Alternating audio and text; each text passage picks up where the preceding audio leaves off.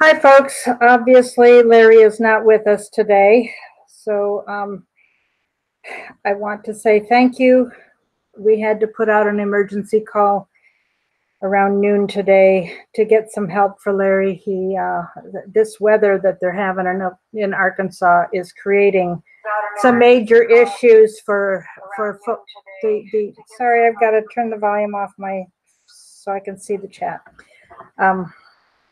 I hadn't done that yet.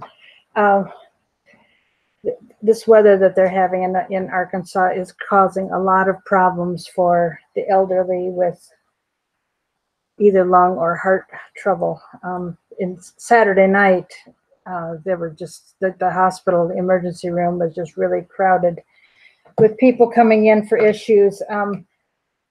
The fact that Larry did the program with us yesterday meant he was in a little more trouble today. So he is getting the help he needs, and I want to say thank you to the person that stepped up to help. We really, really appreciate it.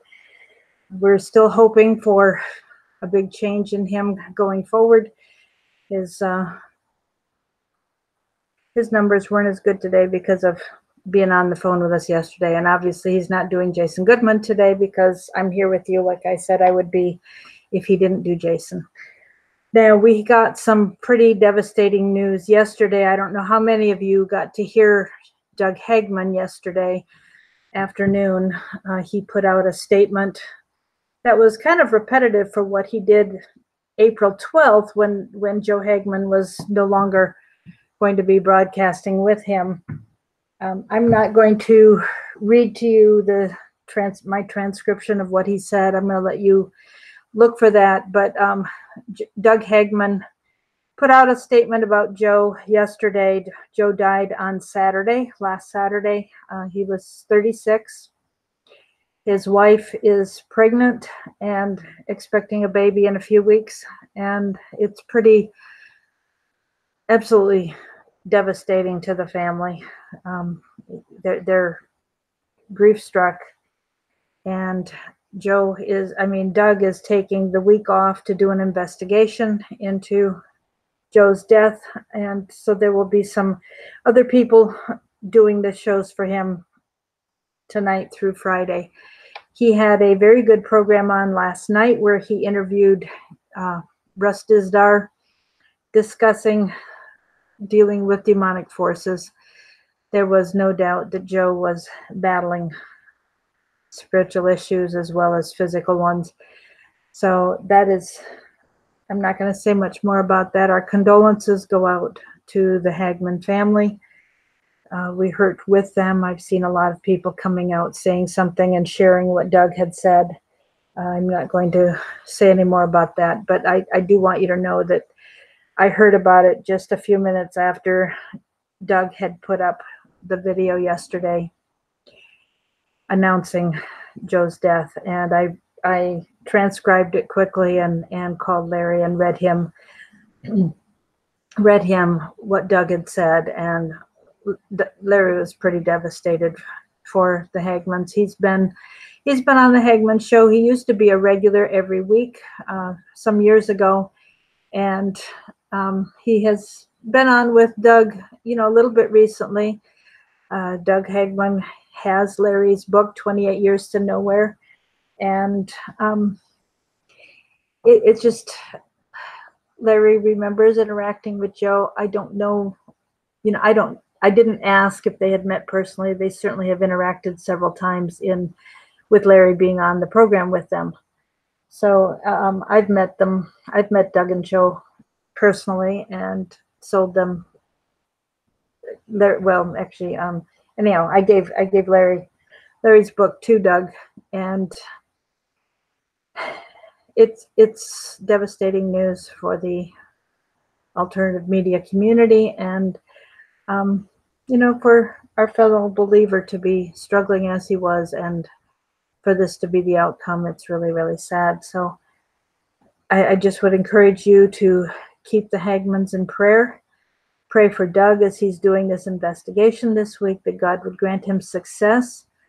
Please know that if you see any information about GoFundMe, requests or any other request gathering funds for Joe's funeral, know that that's a scam, and Doug would like any information about that reported to him. His email address is doug@thehagmanreport.com. Doug@thehagman, and remember Hagman is Hagmann, thehagmanreport.com. If anybody would like to send your condolences, I don't have a mailing address. I don't know if the hagmanreport.com has it or not, but doug@thehagmanreport.com is certainly a way that you could write and express your sorrow and grief with them for what they're having to face and go through. Turning the corner, a little more about Larry.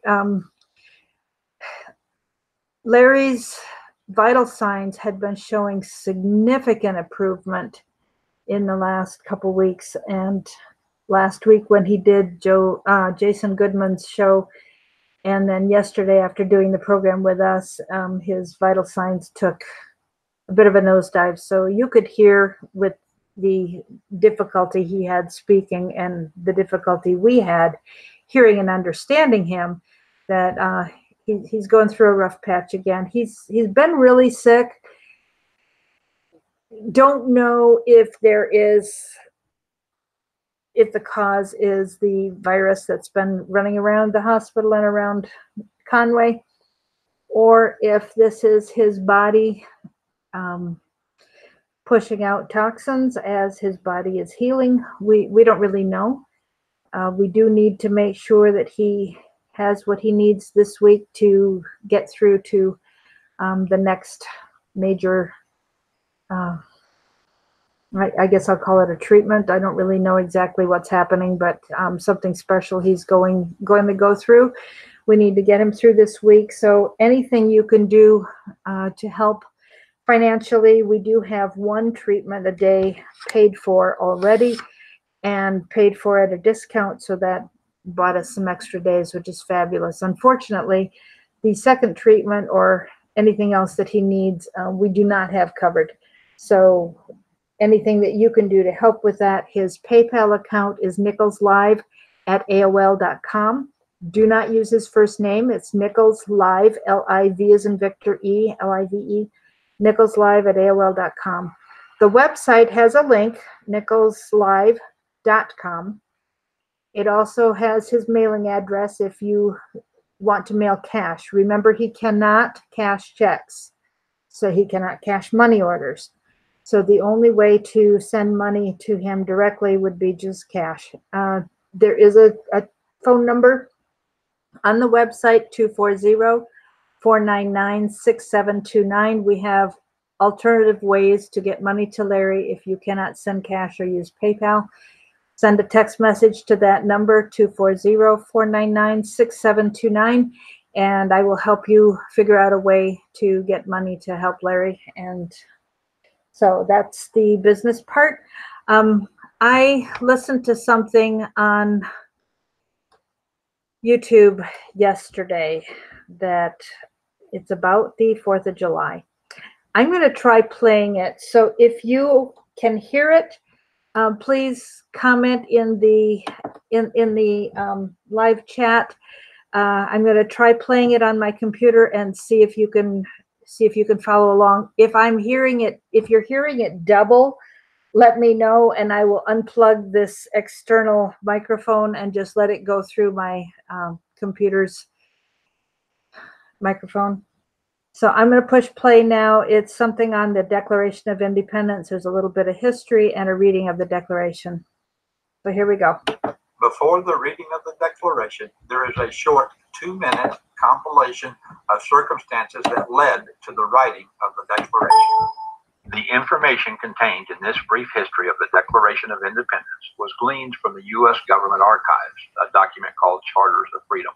The Continental Congress first met in May of 1775, established the Continental Army and Continental currency in June, and in July they created a post office.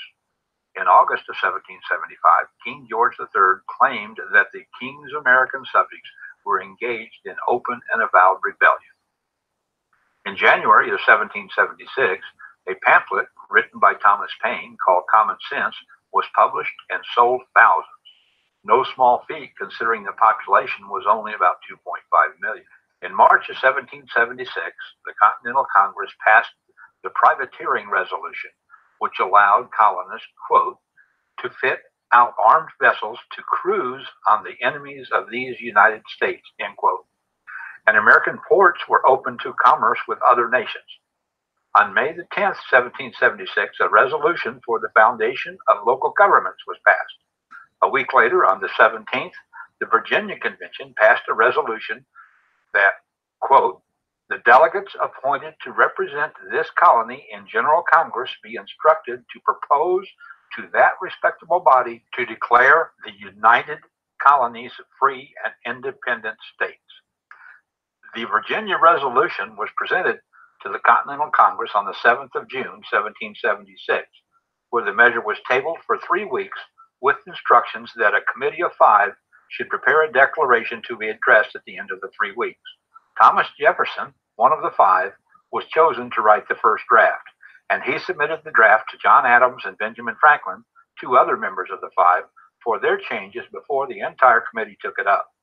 The Committee of 5 started their group deliberations on the 1st of July and worked all the way through the morning of the 4th, when the Declaration was adopted by the Congress and the church bells in Philadelphia were rung. Here is the document they adopted. In Congress, July 4, 1776. The unanimous declaration of the 13 United States of America. When in the course of human events it becomes necessary for one people to dissolve the political bands which have connected them with another, and to assume among the powers of the earth the separate and equal station to which the laws of nature and of nature's God entitled them, a decent respect to the opinions of mankind requires that they should declare the causes which impel them to the separation. We hold these truths to be self-evident, that all men are created equal, that they are endowed by their Creator with certain unalienable rights, that among these are life, liberty, and the pursuit of happiness, that to secure these rights, governments are instituted among men, deriving their just powers from the consent of the governed, that whenever any form of government becomes destructive of these ends, it is the right of the people to alter or abolish it and to institute new government, laying its foundation on such principles and organizing its powers in such form as to them shall seem most likely to affect their safety and happiness. Prudence, indeed, will dictate that governments long established should not be changed for light and transient causes. And accordingly, all experience has shown that mankind are more disposed to suffer while evils are sufferable than to right themselves by abolishing the forms to which they are accustomed. But when a long train of abuses and usurpations, pursuing invariably the same object, evinces a design to reduce them under absolute despotism, it is their right, it is their duty to throw off such government and to provide new guards for their future security. Such has been the patient sufferance of these colonies, and such is now the necessity which constrains them to alter their former systems of government. The history of the present King of Great Britain is a history of repeated injuries and usurpations, all having indirect object the establishment of an absolute tyranny over these states. To prove this, let facts be submitted to a candid world. He has refused his assent to laws, the most wholesome and necessary for the public good. He has forbidden his governors to pass laws of immediate and pressing importance, unless suspended in their operation till his assent should be obtained. And when so suspended, he has utterly neglected to attend to them. He has refused to pass other laws for the accommodation of large districts of people, unless those people would relinquish the right of representation in the legislature, a right inestimable to them and formidable to tyrants only. He has called together legislative bodies at places unusual, uncomfortable, and distant from the depository of their public records, for the sole purpose of fatiguing them into compliance with his measures. He has dissolved representative houses repeatedly for opposing with manly firmness his invasions on the rights of the people. He has refused for a long time after such dissolutions to cause others to be elected, whereby the legislative powers, incapable of annihilation, have returned to the people at large for their exercise. The state remaining in the meantime exposed to all the dangers of invasion from without and convulsions within. He has endeavored to prevent the population of these states, for that purpose obstructing the laws of naturalization of foreigners, refusing to pass others to encourage their migrations hither, and raising the conditions of new appropriations of lands.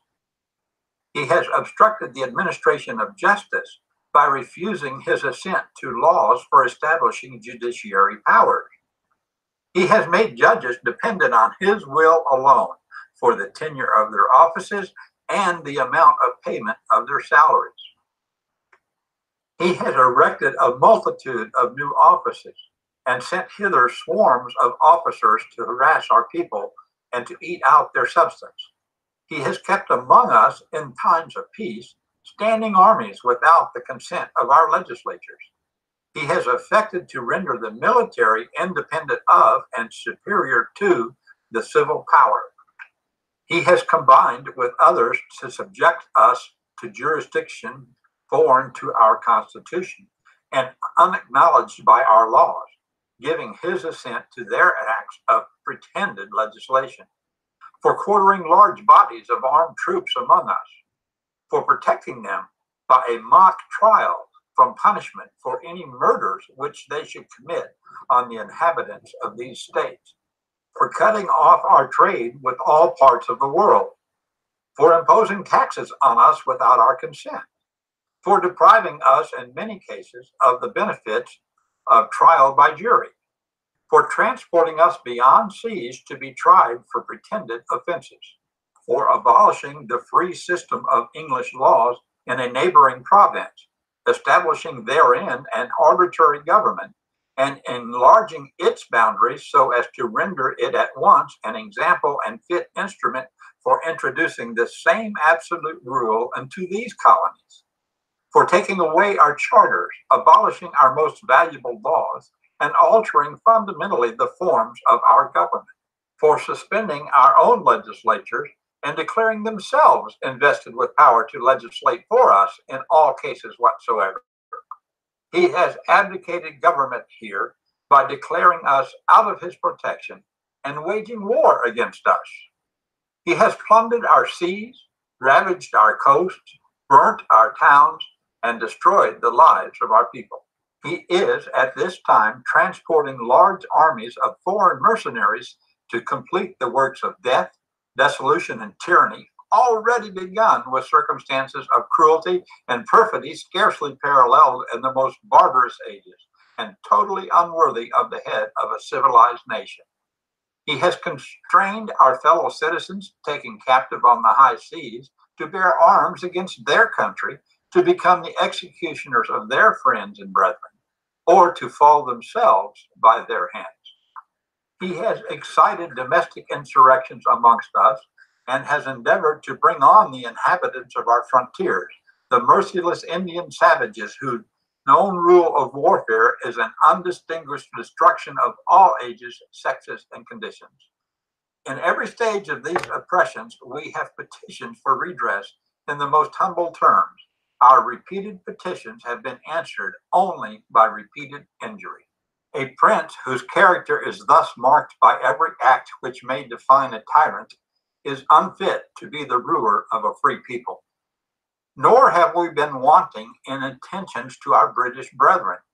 We have warned them from time to time of attempts by their legislature to extend an unwarrantable jurisdiction over us. We have reminded them of the circumstances of our immigration and settlement here.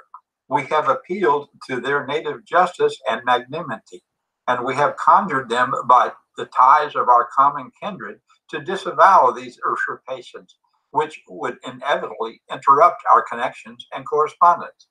They too have been deaf to the voice of justice and of consanguinity. We must therefore acquiesce in the necessity which denounces our separation, and hold them as we hold the rest of mankind, enemies in war, in peace, friends.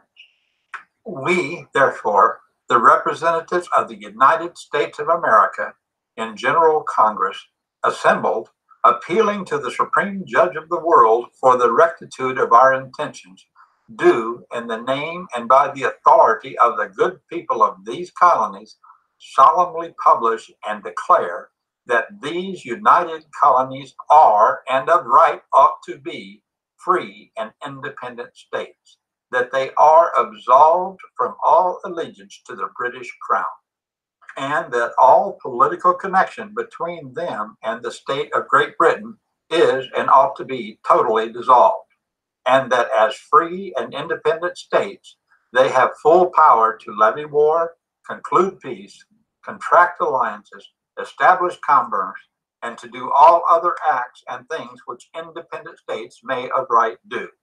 And for the support of this declaration, with a firm reliance on the protection of divine providence, we mutually pledge to each other our lives, our fortunes, and our sacred honor. Okay, if you would like to find this yourself, it is called Declaration of Independence Video, and it's by, you look for it under Larry Richardson. So Declaration of Independence Video, and the channel is Larry Richardson. He writes, as she's reading it, the words are scrolling on the screen so you can follow along, and if you'd like, you can share it. So Larry Richardson, Declaration of Independence Video. Another thing I noticed on Facebook, Pastor Casper McLeod put up a list of the people who signed the Declaration of Independence. There are people who have talked to me about the Illuminati or the Freemasons, who were part of the secret societies that helped us start our country. We know that when the Pilgrims came over, and then the Puritans that followed, they were people looking for freedom of religion, freedom to worship God as they wanted. And certainly by the time the Declaration of Independence was signed, there were secret societies, Freemasons, and the Illuminati who were trying to infiltrate to have their way. But only 16% of the signers were part of the Freemasonry. That was 9 of them. 32 of them were Episcopal or Anglican, which would have been people who'd come from the Church of England. That was 57%, so that's the majority. 13 were Congregationalists, that's 23%. 12 were Presbyterians, that's 21%. 2 were Quakers, 2 were Unitarian Universalists, and 1 was a Catholic. So certainly all but 16%, which means 84%, were church folk. So when people say that our country was founded on Christian principles, they are not out of line for saying that. And anybody who wants to contradict you, certainly we have reason to be able to prove to them otherwise. Okay, I am just going to say a little bit about, I'm trying to look for my notes here. Michael Pence, Vice President, was on his way to New Hampshire to speak. Most of you have probably heard this. He was going to speak today in New Hampshire on the opiate issue. And he was called back to the White House while he was still mid-flight. They have said, the White House has said that they were not calling him back because anything was wrong with the president, that he was being called back for a special meeting.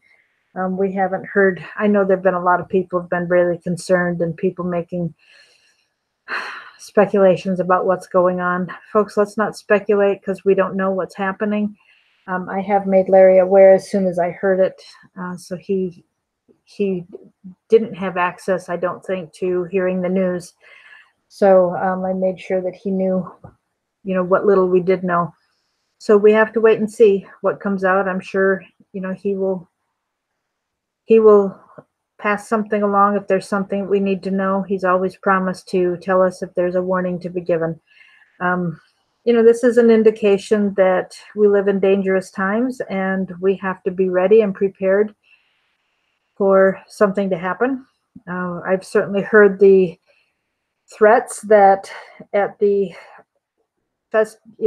festivities on July 4th, there are threats that Antifa is going to be throwing balloons filled with muriatic acid and wax, so that if it hits the skin, it will be very impossible to just wash off easily. And if it goes into the skin, it will really cause a very severe burn, if not something more serious than that. So I am going to suggest that, given the fact that Pence was brought back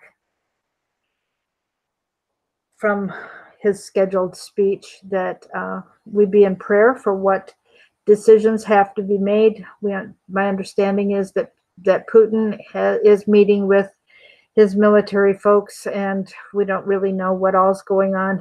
He had a submarine that caught fire, and so they were certainly talking about that. That was off the coast of Russia. So there's danger afloat, and we need to keep in prayer. And let's be praying for Larry's situation and also be praying for the Hagmanns. So with that, I'm going to just remind you that Larry's PayPal account is nicholslive@aol.com. The website is nicholslive.com. Please be buying a t-shirt. Please invest in one of those. If you want a bumper sticker, you can either send a text to the phone number on the website, or you can actually go to the link for merchandise and purchase one right there. That's it for now. Thanks, folks. We'll be here tomorrow. I do need to give you a heads up. There will be no broadcast on Friday unless we do it earlier in the day. I could do it earlier in the day. I need to leave at 2 Eastern. I'm heading out of town for a special meeting some members of our team, and going to an event with them. So we will not have the conference call Friday night. We will have one tomorrow night and Thursday afternoon. No conference call Friday night. And we will have to either do the program, the YouTube, earlier on Friday. I will get back to you on that tomorrow. So thank you, folks. God bless you, and we'll talk tomorrow. Bye.